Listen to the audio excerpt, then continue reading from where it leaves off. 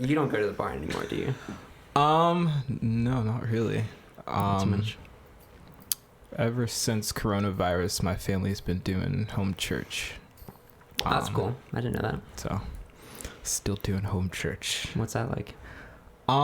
It's nice. I mean, I have 4 younger sisters, and then my parents. And like they all dance and sing and all that. So it's basically like normal church. Is it just your family, or do you invite people over? So it was just my family, and then we started meeting with another family too. So now it's literally like normal church, minus 200 people. Yeah, I have become like kind of interested or like attracted to the really small church model. You know, just like I don't know how to articulate its advantages, but it just seems like really personal, and I don't know, like if you wanted to accomplish something, you could just kind of very easily decide together as a group of a couple people, like, let's do this thing, and then you all, I don't know. I feel like it's a lot more personal. Yeah. And I also think it gives you room to really go deep in a way that you can't really do with 200 people. Right.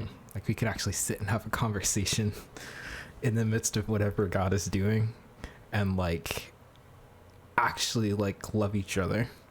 And there's no spectators when it's like 10 people, you know? Yeah. So I do like that about it. I feel like it's good for this time in the season. I don't necessarily, like, I'm not telling everybody to leave your church and start a home church. Sure. But I do think it's a good thing to do during this season, especially like with COVID happening and all the churches shutting down.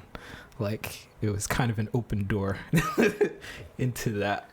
Right. So if your church still isn't open, home church, man. Yeah, just start some yourself.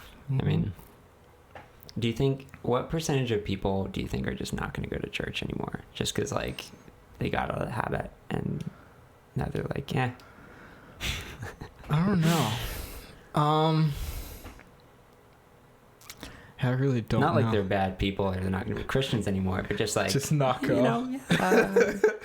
I don't know. I feel like this whole situation has had the effect of pulling back the illusion on a lot of things.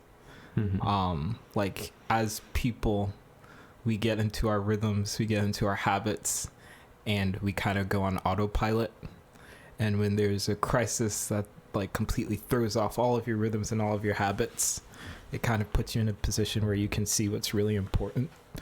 Yeah. And I honestly don't know how much our typical Sunday morning experience has really leaned into what's actually important and what's actually meaningful. Like in a lot of ways, as a church, we've kind of gone into an autopilot also.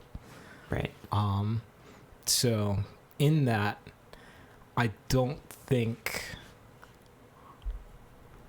that there's going to be like a going back to normal or going back to the way that it was. Just because I feel like that veil has been taken away for a lot of people, and a lot of people are like, okay, I love the Lord. I care about what God is doing. I want to do the things that God says to do.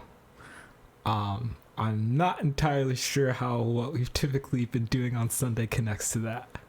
So I'm just going to go after the Lord, and whatever he leads me to do, I'm going to do that. Yeah.